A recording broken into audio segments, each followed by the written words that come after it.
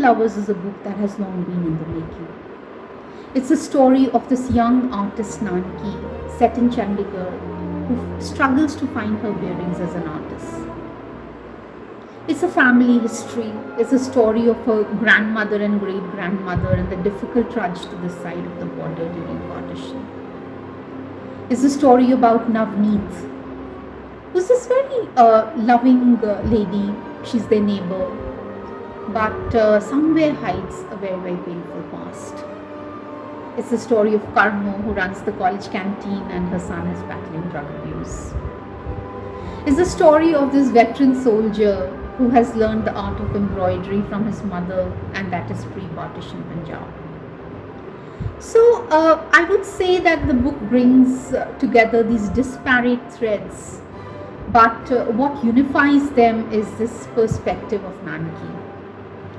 And by really entering these very different worlds, what the book reveals is the story of Punjab itself from 1947 to 84 till today's times, when we are battling some very real issues of nepotism, corruption and drug abuse. To say something about Sakoon's book, In the Land of the Lovers, I might be a bit impressionistic since I know Sakoon so well. But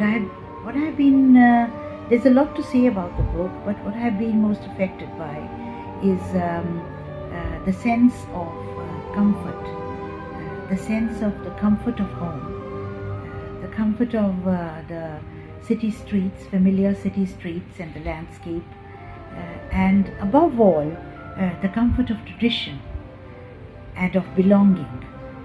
That in a time when we have been reading a lot about not belonging, about alienation, about not here, not there, this is tremendously heartening. And In the Land of the Lovers has a delicacy and a gentility.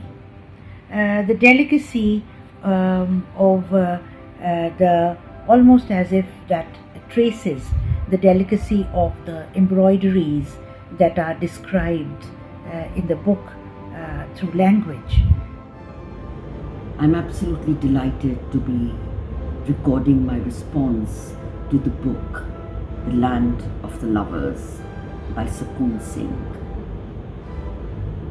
While reading the book, all the cast of characters that people, her novel, seemed familiar, people that I had met. Whether it was Beachy, whether it was Nanki, whether it was Ravinder, they all seemed familiar.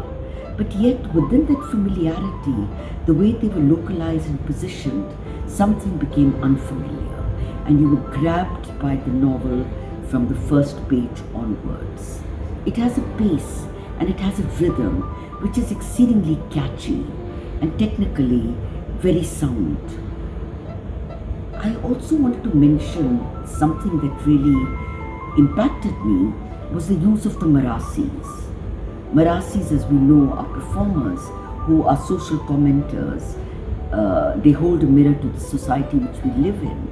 It was an exceedingly interesting device that she used, where she almost made the Marasis comment on the sequence of events that had happened earlier, or became prophetic about what was going to unfold. I found the language very cinematic. It almost seemed like I was visualizing each scene as it unfolded before me. Sakoon's novel, In the Land of Lovers, takes you into a world which is as real as the world that you have left behind. In fact, if you are living in Chandigarh, you might almost think of going out and looking for Karmo and think that she perhaps does run the college canteen in the Arts College. Sakoon has worked like a miniaturist, capturing all kinds of detail, whether it be ants marching in a line on kitchen shelves, or it be jamuns that form a carpet under a jamun tree, or it be the orderliness of an army officer's house. There is all kinds of detail that Sakoon brings to it from her observations of the world around her. There is an easy flow to her prose. It's a prose that flows through three generations of women, and captures the angst of Punjab from the partition of 1947 to the anti-Sikh riots in 1984 to issues that are far more contemporary, issues like drug addiction, female feticide. One feels that the work of hands, of knitting, embroidery and quilting reflects and it carries the particular residue of the energies of the people who have produced these things. And it is these energies that are there, and along with the delicacy, there is also the robustness. And the robustness comes from the characters who have made these traditional embroideries. The robustness of the life of the people, and also reflected in the Punjabi language, is what underlies this sense of Punjab and of Punjabi life that we get in this book. Sakoon very easily captures all these issues and weaves them into her narrative. There is a richness to the novel, a Punjabiness to it, which is very layered and textured. I would also like to mention about the whole chapter on the partition of the country, the fear, the uncertainty, the anger, the hatred, the journey, the loss of home, the loss of belongings. They were so sharp and so evocative that they almost jumped out of the pages of the book and left a deep impression on one's mind and heart. What was another aspect which was quite astounding was the detailing. The detailing was so thorough, so minute, so precise, that you felt that whatever object she was talking about, whether it was cooking something in the kitchen or making the chai or sitting on her bed or looking out of the window, you almost felt in the detailing as if you could touch, feel, smell and visually see the objects and the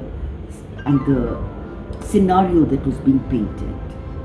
I wish Sakoon Singh all the best for such a wonderful debut novel, and I'm completely certain and convinced that it has a long life.